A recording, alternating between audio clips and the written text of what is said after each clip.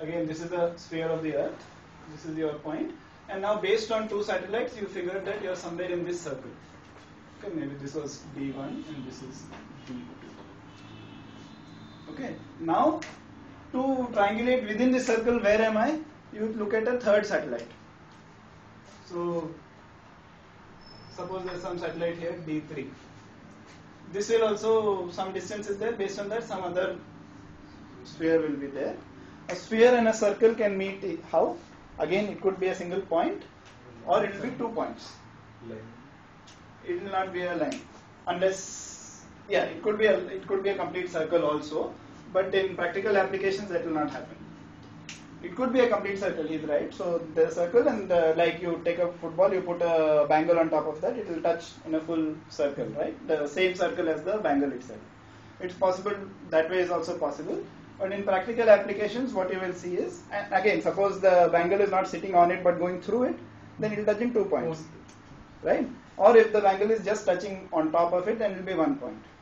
In practically, because of the way satellites are and their positions and all, normally you'll always get 2 points. So assume those 2 points is this one and this one. So at least you've narrowed down to this and this, right?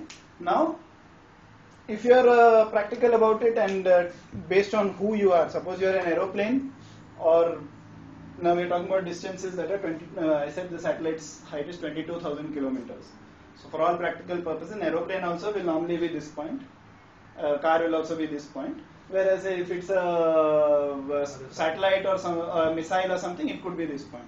So you could in some cases be able to differentiate just based on who you are and where you are likely to be, but again that is an assumption we are making. So to solve that problem you will need a fourth one, right? A fourth satellite which will be somewhere here. Again it will have it will intersect this circle or one of these 2 points it will touch. So based on that you will be able to say, okay, I am definitely here. So minimum four you need. Even if you think about the practical, even if you are able to identify even if you are able to say, okay, I am probably on the ground and not in the air, even then that all of this that we are saying is depending on the fact that you have made you have very accurately been able to measure the time traveled from the satellite to here. Like I said, this satellite is saying I am at T1. You are saying I am at T2. One more is saying T2, T3, T4. You are subtracting these to figure out these distances. These distances are called pseudo ranges.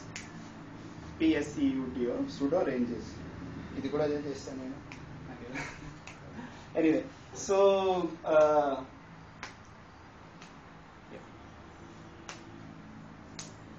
yeah. So basically, it depends on you being able to accurately know your own time. I told you that these satellites have got a very accurate clock, 10 to the power minus 9. In nanoseconds, their error is being measured.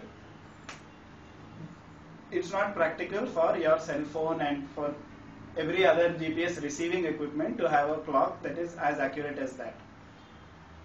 If you don't have a clock, if your own clock is not very accurate, right, then how will you measure what is the difference between synchronization, right? So you will not be able to do that. So that means that actual unknowns are not just X, Y, Z. There is also an unknown time, your time. That is also an unknown. So I mean, the satellite is giving its coordinates accurately. Your problem was you don't know your X, Y, Z. What I am saying is you also don't know very accurately your T. So four unknowns. Anyway, you need 4 equations. So that's why you need 4 satellites anyway.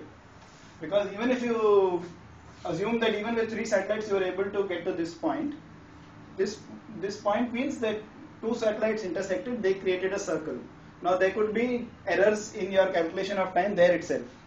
So that circle might not be the correct circle. That actual circle in real life may be passing 10 meters or maybe 1 kilometer on the right side of you because of the clock error.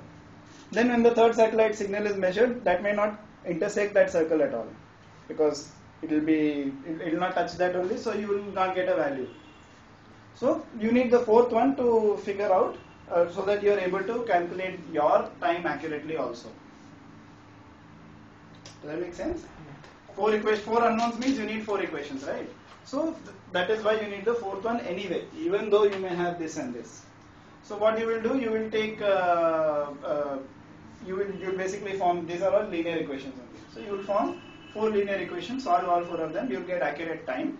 Based on that accurate time, you will put back into x, y, z also and get your accurate position. Actually, you will solve all 4 of them simultaneously only. But without the absolute accurate time, it is very easy to make an error. I think I spoiled this one. So, just to give you an idea what the error can be, see 3 into 10 power 8 anomo. Your GPS device will be a mass produced device. It will have a crystal based oscillator which is generating its time, and these are accurate to about microsecond level, that is 10 power minus 6. So that is giving you an error of 300 meters. Right? So just because of your own device's clock issues, you could be anywhere.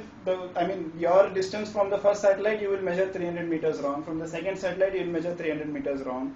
Because of depending on what their positions are, you could be up to 600 meters off.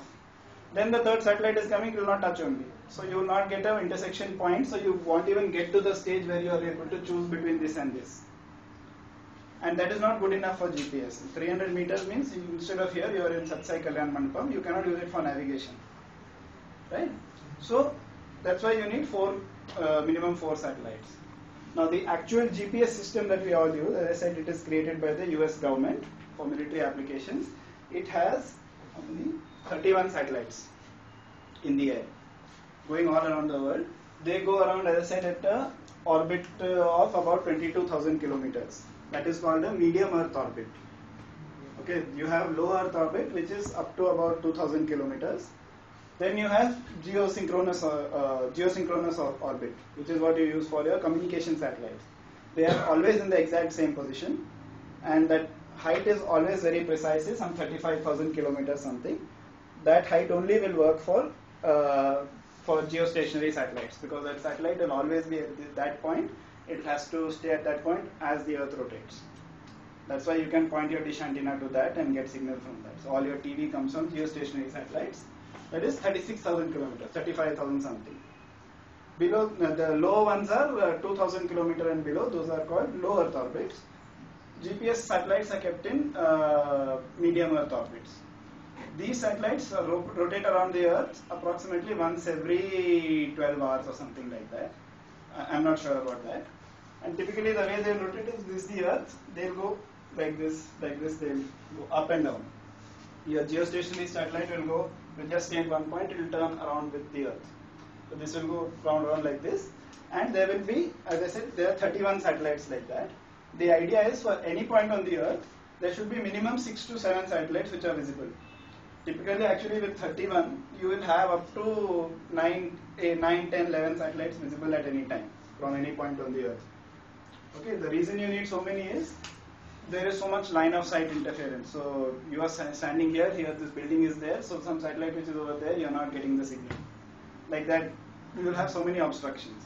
So ideally, you should be able to get your 4 signals and be able to use them to create a measurement and figure out your location. So GPS also tells you your altitude above the Earth, not just latitude, longitude, it also tells you your altitude. So it will tell you if you are on Mount Everest, that you are 8,800 meters or whatever. That also GPS will tell you. Okay, because X, Y, Z is calculating at the same time. So GPS is one of the systems. Now the drawback is that it needs to connect, it needs to be able to read the signal from 4 satellites. It needs to be able to find those 4 satellites in the first place. And then it needs to be able to do that calculation. Right? So your GPS chip in your devices typically is using a fair amount of power. If you are keeping it on continuously, that means that it's going to drain power of your device quite soon, which we've seen in some applications. Deja vu and all, I think they use a lot of battery power because they are continuously checking our position on GPS. Okay. One of the things that we use, that for example iPhone uses in order to more quickly determine your location is, uses what they call AGPS, assisted GPS.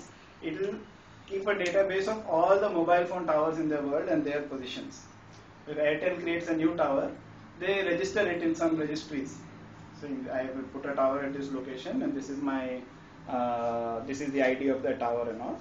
So what iPhone and even Android, all these devices do, they will, because they are connected to the mobile system, right? This probably will not be there for a US military application, but for our commercial phones and all, and probably won't be there for your Garmin and all these navigation devices that you get. They also may not have this, but iPhone, Android will have. It will first check which tower am I near, based on, or it will even check I am getting a signal from this tower, and this tower. So based on those three, it will figure out its rough location. Okay, and even also on basis of the